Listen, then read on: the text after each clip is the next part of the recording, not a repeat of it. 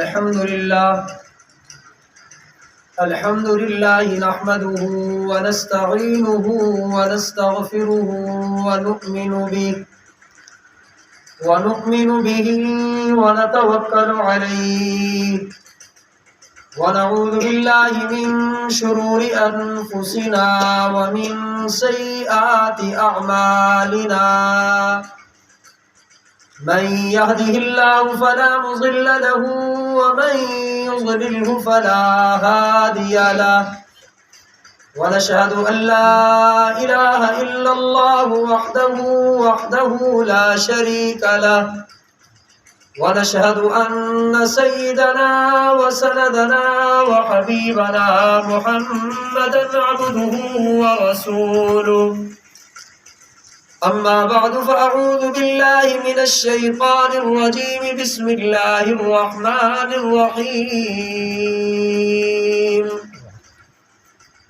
يا أيها الناس قد جاءتكم موعظة من ربكم وشفاء لما في الصدور وهدى ورحمة للمؤمنين قل بفضل الله وبرحمته فبذلك فليفرحوا هو خير مما يجمعون صدق الله العظيم وصدق رسوله النبي الكريم ونحن على ذلك لمن الشاهدين والشاكرين والحمد لله رب العالمین۔ تمام حضرات محبت اور شوق کے ساتھ درود پاک پڑھ لیں۔ اللہم صلی علی سیدنا و مولانا محمد وعلی آل سیدنا و مولانا محمد کما صلیت علی سیدنا ابراہیم وعلی آل ابراہیم انک حمید مجید۔ اللهم بارك على سيدنا ومولانا محمد كما باركت على سيدنا إبراهيم وعلى آل إبراهيم إنك حميد مجيد۔ قابل الصد تکریم و احترام حاضرین عزیز وقار، آج رمضان المبارک کی 29ویں شب میں اور آپ اللہ کے گھر میں جمع ہیں۔ بہت ممکن ہے کہ شاید یہ رمضان المبارک کی آخری رات ہو اور یہ رمضان المبارک مکمل ہو جائے اور شوال المکرم کا مہینہ شروع ہو جائے۔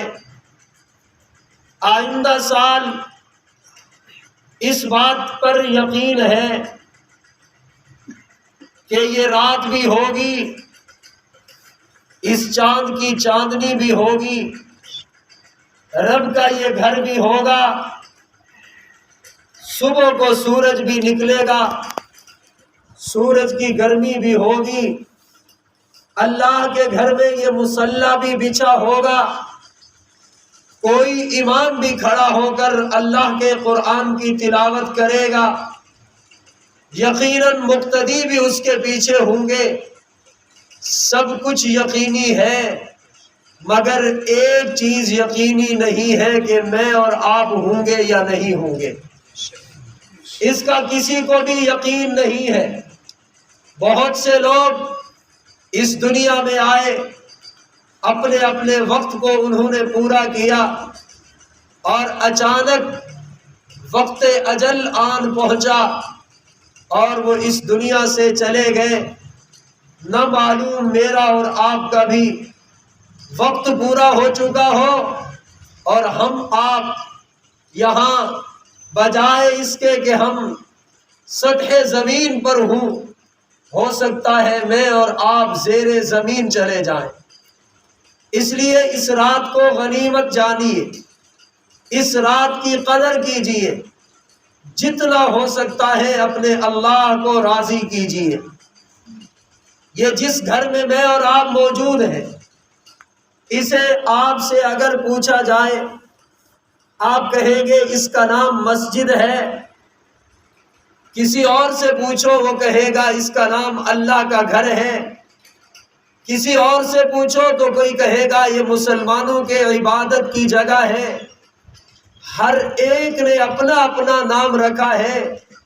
میں قربان جاؤں آمنہ کے لال سرور کائنات صلی اللہ علیہ وسلم پر، انہوں نے فرمایا میری امت والوں، میں محمد عربی سے پوچھو تو میرے نزدیک اس جگہ کا نام جنت کا باغ ہے۔ سبحان اللہ۔ آقا کریم نے اس کا نام جنت کا باغ رکھا اور فرمایا یہ پوری کائنات اللہ کی ہے، زمین کے ذرے ذرے کا مالک اللہ ہے۔ اگر بازاروں میں تجارت ہے اس کا مالک بھی اللہ ہے۔ اگر اس دھرتی پر پہاڑ نظر آئے ان کا مالک بھی اللہ ہے۔ اگر کسی جگہ ہمیں لہلہاتے ہوئے کھیت نظر آئے اس کا مالک بھی اللہ ہے۔ اگر سرسبز و شاداب درخت نظر آئے اس کا مالک بھی اللہ ہے۔ کائنات کے ذرے ذرے کا مالک اللہ، مگر آقا فرماتے ہیں پوری کائنات اللہ کی، لیکن احب البلاد الی اللہ مساجدها، اس کائنات کے مالک کو جو جگہ پسند ہے وہ اللہ کے گھر مسجد اللہ کو بہت محبوب ہے۔ یہ مسجد اللہ کو بہت محبوب، اور جب اللہ کی پسندیدہ جگہ میں آگے جو لوگ بیٹھ جاتے ہیں، خدا کی قسم وہ لوگ بھی اللہ کو بہت محبوب اور پیارے لگتے ہیں۔ آپ اور میں اور یہاں آ کے بیٹھ گئے، کیوں بیٹھ گئے؟ جناب یہاں قرآن کریم پڑھا گیا۔ ارے کتنا پڑھا گیا؟ جواب آیا الحمد سے لے کر والناس تک تلاوت کی گئی، بتلایا گیا 6666 آیات پڑھی گئی، بتلایا گیا 114 سورتیں پڑھی گئی۔ ارے کس نے پڑھی؟ تمہاری مسجد کے امام نے تلاوت کی، تمہاری مسجد کے قاری صاحب نے تلاوت کی، تمہاری مسجد کے خطیب صاحب نے تلاوت کی۔ ارے اس کا اعزاز کتنا ہے؟ آقا فرماتے ہیں میری امت والوں، جس نے مصلی پہ کھڑے ہو کر تمہیں الحمد سے لے کر والناس تک اللہ کا قرآن پڑھایا ہے، حضور فرماتے ہیں اس قرآن پڑھنے والے سے مجھے اتنا عشق ہے۔ آقا فرماتے ہیں اس قرآن پڑھانے والے سے مجھے اتنا پیار ہے۔ آقا کی نصیحت سنو۔ ارے اس طرف بیٹھے ہوئے لوگوں تم بھی سنو، سامنے بیٹھے ہوئے لوگوں ارے تم بھی سنو، ارے بائیں طرف بیٹھے ہوئے تم بھی سنو۔ آقا کا پیغام یہ ہے اکرموا حملۃ القرآن، حضور فرماتے ہیں ان قرآن کے حافظوں کا اکرام اور عزت کیا کرو۔ یہ حضور کا پیغام ہے۔ یا رسول اللہ ان کا اعزاز کریں گے جنہوں نے اللہ کے قرآن کو حفظ کیا، ہمیں کیا ملے گا؟ میرے آقا نے جواب دیا وَمَنْ أَكْرَمَهُمْ فَقَدْ أَكْرَمَنِي، آقا فرماتے ہیں جس نے ان کا اکرام کیا اس نے میں محمد عربی کا اکرام کیا ہے، اور وَمَنْ أَكْرَمَنِي فَقَدْ أَكْرَمَ اللَّهُ، اور جس نے میں محمد عربی کا اکرام کیا ہے اس نے اللہ کا اکرام کیا ہے۔ ارے یہ مسجد بھی اعلیٰ، اس مسجد میں کھڑے ہو کر اللہ کے قرآن پڑھانے والے، اللہ کے قرآن کی تلاوت کرنے والے بھی اعلیٰ۔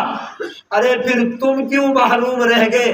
آقا فرماتے تم جو کھڑے ہو کر جو قرآن کریم کو سنا ہے، اللہ کے پیغمبر فرماتے ہیں ارے سننے والوں میں تمہیں بشارت دیتا ہوں اللہ نے تمہارے زندگی بھر کے گناہوں کو معاف فرما دیا ہے۔ یہ قرآن کوئی معمولی نعمت نہیں ہے، اس کی قدر کرنے والوں نے قدر کی، اور جب انہوں نے اس کی قدر کی رب نے انہیں عزتیں بھی عطا کی ہے۔ ارے میرے آقا کریم کو آ کر کے سیدنا جبرائیل امین علیہ السلام نے یہ قرآن پڑھایا۔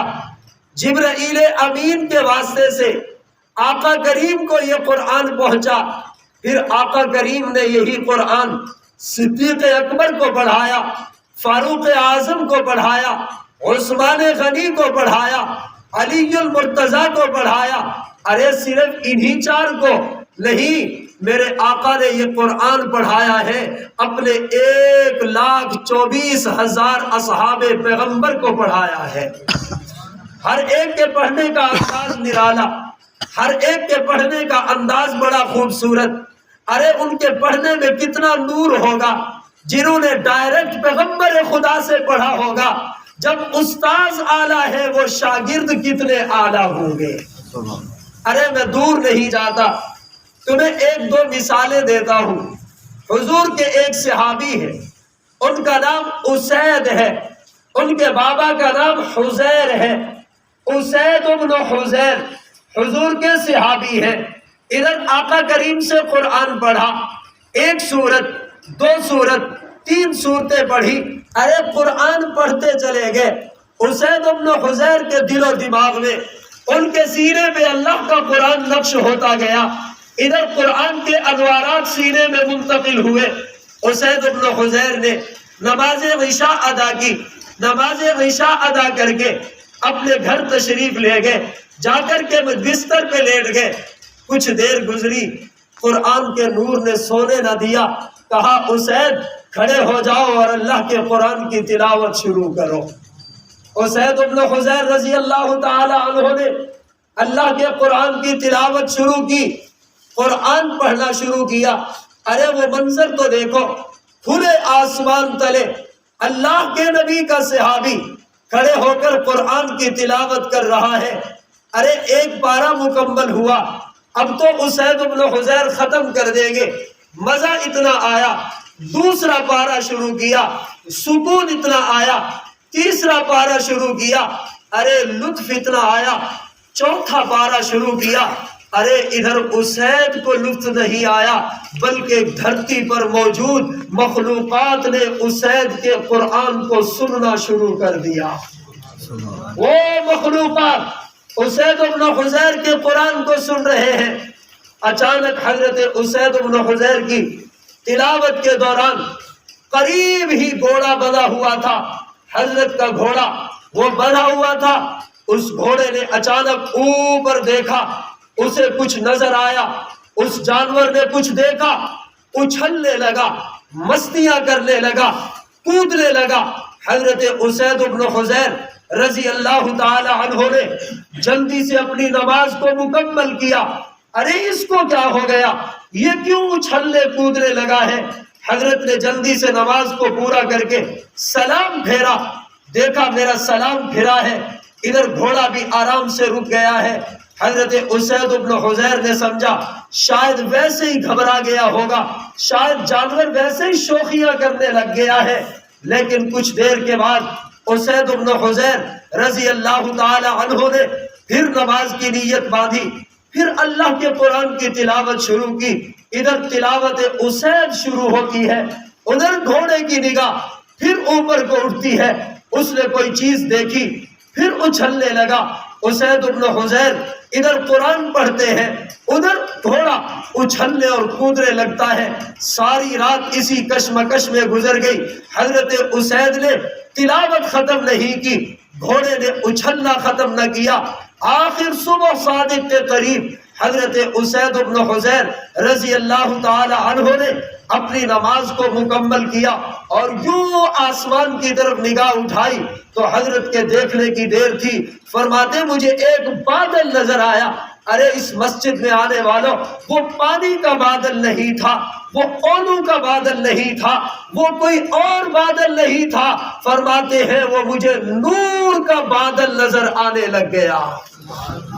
کہتے ہیں میں سمجھ گیا یہ نور کا بادل، اس نور کے بادل کی وجہ سے یہ گھوڑا اچھلنے اور کودنے لگا۔ اسید بن حزیر نے دعا کے لیے ہاتھ اٹھا دیے، دعا مانگی۔ ادھر اذان فجر ہوئی، ادھر اسید بن حزیر نے تیاری کر کے مسجد نبوی شریف میں پہنچ گئے۔ وہاں پہنچ کر کے نماز فجر ادا کی۔ آقا کریم نے سلام پھیرا، مصلی پر تشریف فرما ہوئے، صحابہ آتے گئے، ہر ایک اپنا اپنا مسئلہ پوچھتا گیا۔ اسید بن حزیر پیچھے بیٹھے ہیں، آنکھوں سے آنسو جاری ہے۔ حضور صلی اللہ علیہ وسلم نے قریب بلایا اور قریب بلایا، فرمایا اسید کچھ کہنا چاہتے ہو؟ کہا جی یا رسول اللہ کچھ عرض کرنا ہے. کہا بولو.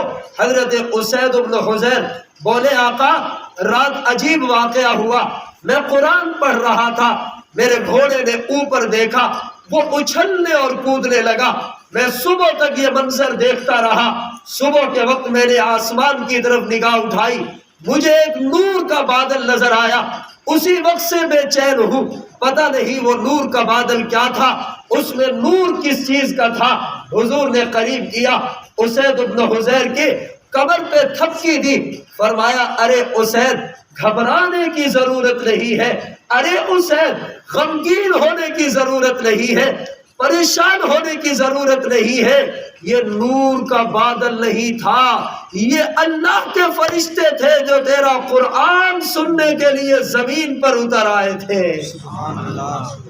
ارے ذرا خود تصور کرو, اس تلاوت میں کتنا درد ہوگا, اس تلاوت میں کتنا نور ہوگا جس کو سننے کے لیے اللہ کے نورانی فرشتے زمین پر اتر آتے ہیں. آج بھی وہ اللہ کے نورانی فرشتے زمین پر اترتے ہیں اور اللہ کے قرآن کی تلاوت کو سنتے ہیں.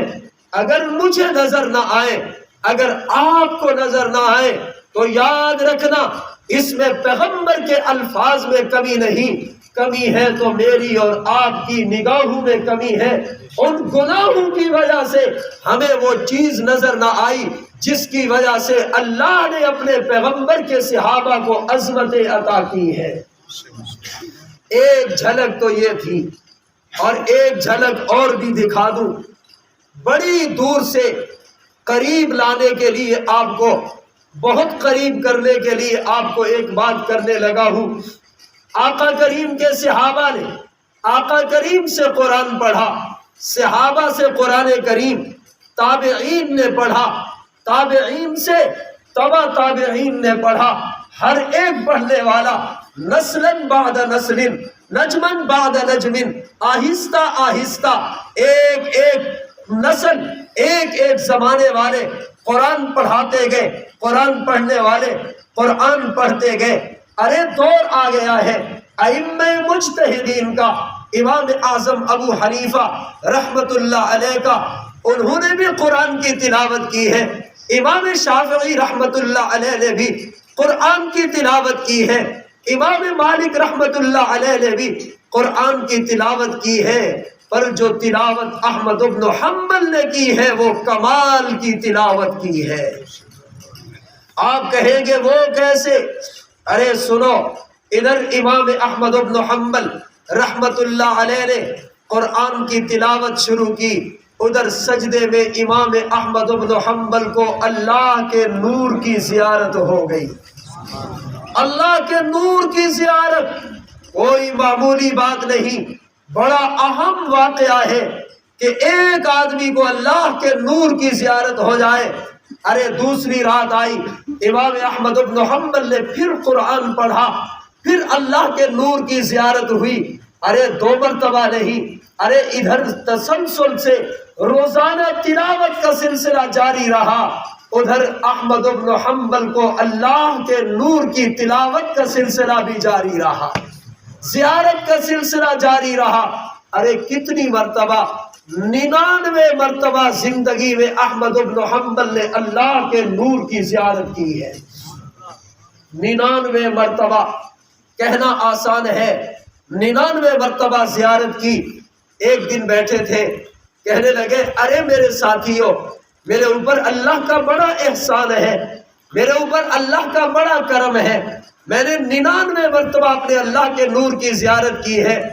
اب میرا ارادہ ہے, اب میری سوچ یہ ہے, 100ویں مرتبہ جب مجھے اللہ کے نور کی زیارت ہوگی, میں اپنے اللہ سے پوچھوں گا, اللہ میں آپ کے قریب ہونا چاہتا ہوں, میں آپ کا قرب چاہتا ہوں, مجھے کوئی وظیفہ بتا دیجئے. ارے وہ دیکھو, احمد بن حنبل سجدے میں گئے اور اللہ نے 100ویں مرتبہ اپنے نور کی زیارت کرا کے 100 کا عدد پورا کرا دیا. ادھر 100 کا عدد پورا ہوا, ادھر احمد بن حنبل کی زبان چلی, کہا آقا اللہ آپ کے قرب کا وظیفہ چاہتا ہوں، آپ کے قریب ہونا چاہتا ہوں، کوئی وظیفہ ارشاد ہو، کوئی نسخہ ارشاد ہو۔ جواب آیا احمد اگر ہمارا قرب چاہتے ہو ہمارے کلام کی تلاوت شروع کر دو، جتنی تلاوت کرتے جاؤ گے آپ کو اپنے اللہ کا قرب اور بڑھتا چلا جائے گا۔ کہا اللہ سمجھ کر پڑھوں یا بغیر سمجھے؟ جواب آیا فہم او بلا فہم، سمجھ کر پڑھو گے یا بغیر سمجھے پڑھو گے تمہیں اللہ کا قرب نصیب ہو جائے گا۔ یہ تو تم نے فضیلتیں سنی ہے، تم نے کہا قرآن ہمیں مل گیا، ہم نے بھی کہا الحمدللہ، تم بھی بول دو بول دو۔ ارے تجھے ایمان مل گیا، مجھے ایمان مل گیا، میں نے کہہ دیا الحمدللہ، ارے تم بھی بول دو۔ ارے مجھے شریعت مل گئی، میں نے کہہ دیا الحمدللہ، ارے تم بھی بول دو۔ ارے مجھے آقا کریم کا امتی ہونے کا فخر مل گیا، میں نے کہہ دیا الحمدللہ، ارے تم بھی بول دو الحمدللہ۔ ارے مجھے تو امید ہے، مجھے تو توقع ہے، مجھے آقا کی شفاعت ہوگی، میں نے کہہ دیا انشاءاللہ، ارے تم بھی بول دو انشاءاللہ آقا کی شفاعت نصیب ہوگی۔ مجھے اور آپ کو قرآن بڑا آسانی سے مل گیا، کوئی محنت نہیں کرنی پڑی، کوئی مشقت نہیں اٹھانی پڑی۔ ارے ذرا وہ تاریخ تو اٹھاؤ جب تمہارے بڑوں نے اس قرآن کی بقا کے لیے، اس قرآن کی عظمت کے لیے، اس قرآن کے تحفظ کے لیے اپنی جانوں کو قربان کیا، اپنی جانوں پر کوڑے کھائے، اپنی جانوں پر ظلم و ستم برداشت کیے۔ سنو امام احمد بن حنبل رحمت اللہ علیہ کا دور ہے، ایک گمراہ فرقہ پیدا ہوا، گمراہ فرقہ، انہوں نے کہہ دیا قرآن اللہ کی مخلوق ہے، یہ اللہ کی صفت نہیں ہے، یہ اللہ کی مخلوق ہے، یہ اللہ کی صفت نہیں ہے۔ ادھر گمراہ فرقہ پیدا ہوا، ادھر امام احمد بن حنبل کھڑے ہو گئے، فرمانے لگے ارے لوگوں تم نے غلط سمجھا ہے، قرآن اللہ کی صفت ہے، قرآن اللہ کے اندر سے نکلا ہوا کلام ہے، یہ اللہ کی مخلوق نہیں ہے، یہ اللہ کی صفت ہے۔ ادھر سے بھی دلیل آئی، مخالفین نے بھی دلیل دی، ادھر دلیل کا جواب آیا، ادھر دلیل کا جواب نہیں تھا، ادھر اور دلیل دی امام احمد بن حنبل نے، ادھر مخالفین قرآن نے دلیل دینا شروع کی، لاجواب ہو گئے، لاجواب ہو گئے، بے زبان ہو گئے، کوئی جواب نہ بن سکا۔ اب جب باطل اور کفر مجبور ہو جاتا ہے، دلائل کی دنیا میں ہار جاتا ہے، شروع سے یہ آ رہا ہے، پھر باطل طاقت آزماتا ہے، پھر باطل ہمیشہ ظلم کا سہارا لیتا ہے۔ ادھر یہ مخالفین قرآن کے مخالف اٹھے، انہوں نے جا کے بادشاہ کو اپنے ساتھ ملا لیا، ارے بادشاہ تو بھی کہہ دے یہ قرآن اللہ کی صفت نہیں ہے بلکہ یہ اللہ کی مخلوق ہے۔ بادشاہ بھی ان کے ہم نوا بن گیا، بادشاہ نے اعلان کر دیا او لوگوں کل فلاں وقت میں فلاں میدان میں میدان سجے گا، امام احمد بن حنبل کو بھی پیش کیا جائے اور وہ بھی اپنا دعویٰ پیش کرے، اور میرے ہم نوا مخالفین قرآن وہ بھی اپنا دعویٰ پیش کرے۔ ارے وہ دیکھو ایک نہیں ہزاروں کا مجمع لگ گیا، میدان سج گیا، ایک طرف امام احمد بن حنبل کھڑے ہوئے، 7 مریدین ہیں، 7 شاگرد ہیں، سامنے مخالفین قرآن ہیں، انہوں نے بھی اپنے بندے اکٹھے کیے ہوئے ہیں، ہزاروں کا مجمع ادھر ہے، سینکڑوں کا مجمع ادھر ہے۔ بادشاہ نے اعلان کیا بات شروع کی جائے، مناظرہ شروع کیا جائے۔ امام احمد بن حنبل نے اپنا دعویٰ پیش کیا کہ میں اللہ کی صفت کہتا ہوں، قرآن اللہ کی صفت ہے، قرآن اللہ کے اندر سے نکلا ہوا کلام ہے۔ ایک دلیل، 2 دلیلیں، 3 دلیلیں دی، مخالفین کو پسینے چھوٹتے چلے گئے، ارے لوگ تو اس کے ساتھ ہو جائیں گے، ہمارے ساتھ تو کوئی نہیں ہوگا۔ بادشاہ نے کہا میں اس احمد بن حنبل کو اس کے دعوے سے پیچھے ہٹانے کے لیے اس کو کوڑے لگواتا ہوں۔ بادشاہ نے اعلان کر دیا مناظرہ ختم، احمد بن حنبل کے جسم پر کوڑے مارے جائیں، اور کوڑے بھی وہ شخص مارے گا جو طاقتور ہوگا، اور 2 کوڑے سے زیادہ کسی کو مارنے کی اجازت نہیں ہے، تاکہ ہر آدمی پوری قوت اور طاقت کے ساتھ کوڑا مار سکے۔ ارے وہ دیکھو میدان کے درمیان میں امام احمد بن حنبل رحمت اللہ علیہ قرآن کے تحفظ کے لیے، قرآن کے دفاع کے لیے ارے کھڑے ہو گئے۔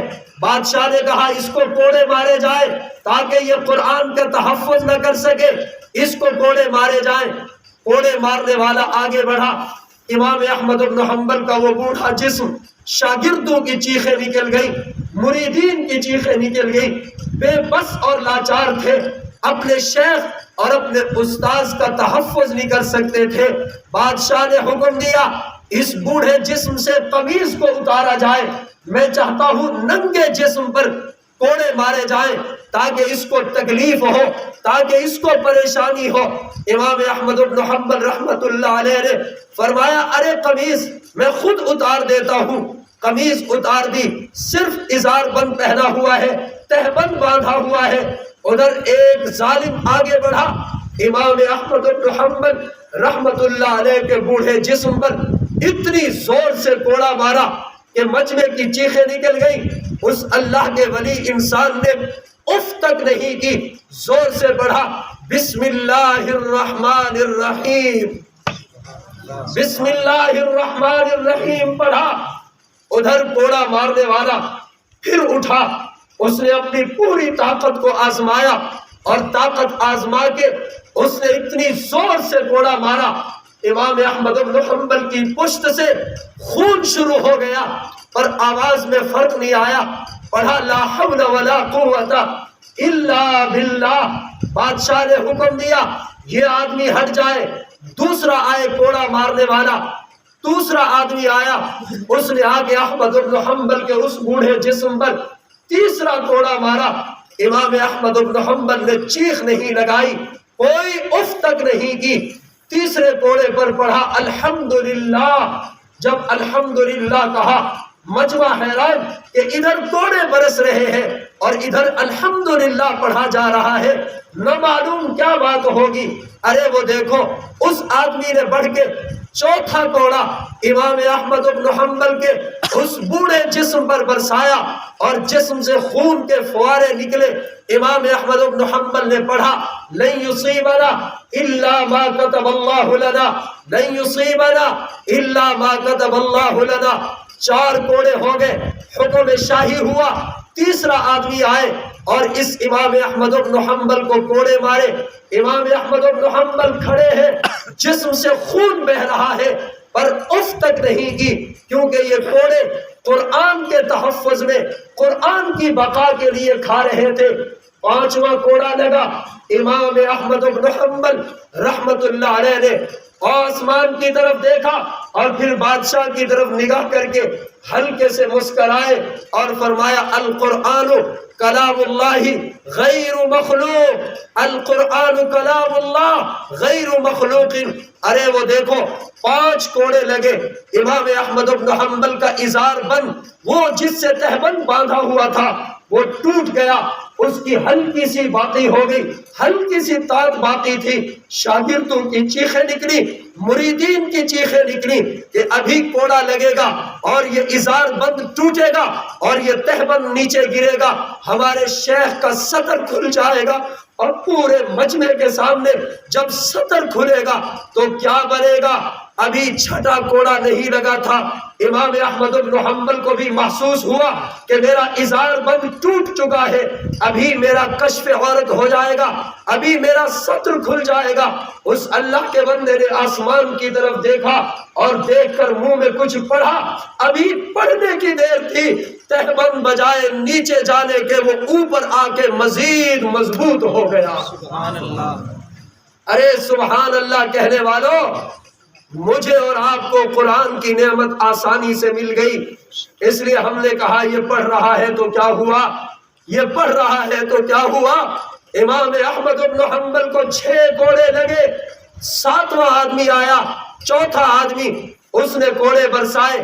ملا علی قاری رحمت اللہ علیہ نے مشکات المصابیح کی شرح مرقات میں لکھا ہے کہ امام احمد بن حنبل کو 29 کوڑے مارے گئے۔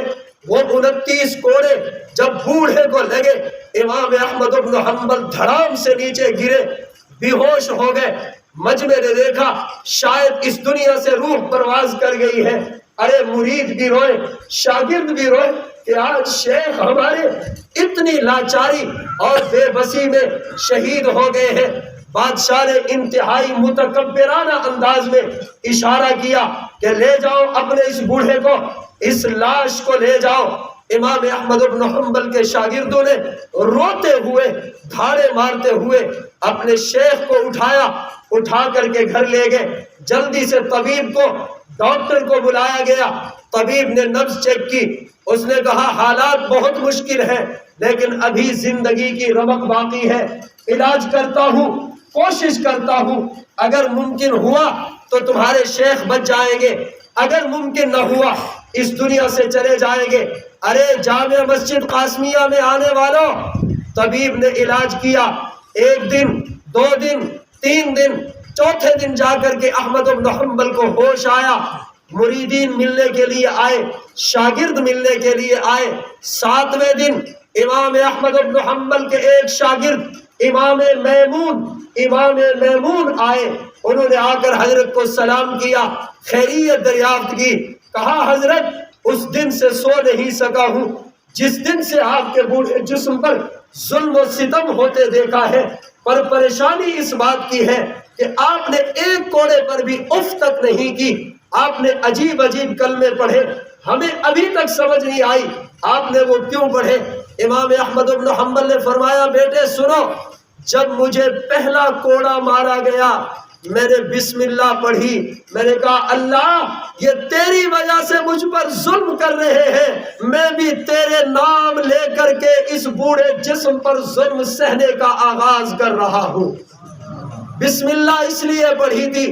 اور مجھے جب دوسرا کوڑا لگا میں نے اس وقت پڑھا لا حول ولا قوت الا باللہ، میں نے یہ پڑھ کے اپنے اللہ کو پیغام دیا اللہ مجھے اس ظلم میں جو طاقت دینی ہے وہ میرا کمال نہیں، اللہ یہ تیرا کمال ہے کہ مجھے اس ظلم سہنے کی تو نے طاقت عطا کی ہے۔ استاد جی آپ نے تیسرا کوڑا کھا کر الحمدللہ پڑھا تھا، اس کی کیا وجہ تھی؟ کہا میرے بیٹے مجھے جب 2 کوڑے لگے، پہلے پہ بسم اللہ پڑھی، دوسرے پہ لا حول ولا قوت الا باللہ پڑھا، جب وہ آدمی آگے بڑھا اور مجھے تیسرا کوڑا مارا، میں نے اپنے دل کی طرف نگاہ کی، اپنے دل کی طرف غور کیا کہ کیا میرے عقیدے میں کمی تو نہیں آئی، عقیدہ کمزور تو نہیں ہوا۔ احمد بن حنبل نے جب دل کی طرف نگاہ کی تو دل نے جواب دیا احمد تیرا عقیدہ پہلے سے بھی زیادہ مضبوط ہو چکا ہے، اس لیے میں نے کہہ دیا الحمدللہ۔ کہا چوتھا کوڑا جب مجھے لگا میں نے اپنے دل کو کہا لن یصیبنا الا ما كتب اللہ لنا، ارے تجھ پر جو ظلم ہو رہا ہے یہ اچانک نہیں، یہ تقدیر میں ایسا لکھا تھا۔ لن یصیبنا الا ما كتب اللہ لنا، ہمیں ہرگز نہیں پہنچے گا مگر وہی جو اللہ نے ہمارے لیے مقدر کر دیا۔ اور 5واں کوڑا جب مجھے لگا میں نے اپنا عقیدہ بیان کیا، القرآن کلام اللہ غیر مخلوق، قرآن اللہ کا کلام ہے، مخلوق نہیں ہے، یہ اللہ کی صفت ہے۔ کہا استاد جی یہ جملے تو ہم نے سنے تھے پر یہ تو بتائیے وہ چھٹا جملہ کیا تھا جب آپ کا ازار بند ٹوٹنے کے قریب تھا کہ کوڑا لگے اور وہ گرے اور آپ کا سطر کھل جائے۔ کہا میرے بیٹے وہ میرا اور میرے رب کا معاملہ تھا، مجھے جب محسوس ہوا میرا ازار بند ٹوٹ چکا ہے میں نے آسمان کی طرف نگاہ کی، میں نے کہا اللہم ان کنت تعلم انی کنت علی الصواب والحق، اللہ اگر تو جانتا ہے میں حق پر ہوں تو مجھے رسوا نہ کرنا۔ بس میں نے آسمان کی طرف نگاہ کر کے یہ جملے پڑھے اور اللہ نے میرے ازار بند کو پہلے سے بھی زیادہ مضبوط بنا دیا۔ ارے یہ تجھے اور مجھے قرآن کی یہ نعمت ملی ہے، قرآن کی یہ چیز ملی ہے، شان۔ ہم نے اسے یوں ہی سمجھ لیا شاید یہ عام مخلوق تھی، شاید یہ کوئی عام چیز ہے، اس کی عظمت کے اندازے قبر میں جا کے ہوں گے۔ آج تو میں اور آپ قرآن سے منہ موڑ کر چلے جاتے ہیں، تمہیں بلاتے ہیں، تمہارے سامنے ہاتھ جوڑتے ہیں، آ جاؤ اللہ کا قرآن سن لو، ارے آ جاؤ اللہ کے قرآن کا سبق سن لو، ارے آ جاؤ اللہ کا ذکر سن لو، ارے آ جاؤ اللہ کے پیغمبر پر درود پاک پڑھ لو۔ تم کبھی کہتے ہو میری مصروفیت بہت ہے، کبھی تمہیں دکان کا بہانہ ہے، کبھی تمہیں تجارت کے بہانے ہیں، کبھی تمہیں ملازمت کے بہانے ہیں۔ یاد رکھنا ایک وقت قیامت کا بھی ہوگا جب پیغمبر عربی ہوں گے، سامنے خدا کا دربار ہوگا اور اللہ کے نبی کہیں گے یا رب ان قومی ان ھذا القرآن مہجورا، میری قوم نے اس قرآن کو چھوڑ دیا۔ اس وقت تم اللہ کے سامنے کیا جواب دو گے؟ اس وقت اللہ کو کیا جواب دو گے؟ آج بھی وقت ہے اللہ کے در پہ آ جاؤ، آج بھی وقت ہے، اللہ کا قرآن تمہیں بلا رہا ہے، آ جاؤ۔ آج منادی تمہیں دن میں 5 دفعہ حی علی الصلاۃ کہہ کر، حی علی الفلاح کہہ کر تمہیں اللہ کی طرف بلا رہا ہے، اور تم ہو کہ قریب آنے کے لیے تیار نہیں۔ ایک آدمی کہنے لگا اللہ بڑا غفور الرحیم ہے، اللہ معاف کر دے گا۔ اس کو کہا گیا پھر یہ بتا اگر اللہ غفور الرحیم ہے تو پھر اللہ رزاق بھی تو ہے، رزق بھی تو وہی دیتا ہے، پھر کمانے کے لیے کیوں جاتے ہو؟ وہ جیسے غفور الرحیم ہے ایسے ہی وہ رزاق بھی تو ہے، وہ رزق دینے والا بھی ہے۔ ادھر تم جا کے اسباب اختیار کرتے ہو، اپنی دکان پہ جا کے، اپنی ملازمت پہ جا کے، اپنی تجارت پہ جا کے تم اسباب اختیار کر کے کہتے ہو کہ وہ اللہ رزق دے گا، اور ادھر آ کے تم کہتے ہو نماز ایک نہ پڑھوں، قرآن کی تلاوت میں نہ کروں، تراویح ایک نہ پڑھوں، روزہ ایک نہ رکھوں، اور میں کہہ دوں وہ غفور الرحیم ہے۔ یہ تمہیں شیطان نے دھوکہ دیا ہے، یہ تمہارے اندر نے تمہیں دھوکہ دیا ہے۔ اگر قرآن کریم کو چھوڑ کر، اگر اللہ کے در کو چھوڑ کر اگر کسی کی مغفرت ہو سکتی تو پھر اللہ جہنم کو بھی نہ بناتا۔ اللہ نے تمہارے لیے جنت تیار کی ہے کہ میرے نبی کے امتیوں تمہارا آ کر کے ایک آنسو بہا دینا، اس کی دیر ہو سکتی ہے پر ہمارے معاف کرنے میں دیر نہیں ہو سکتی ہے۔ سبحان اللہ۔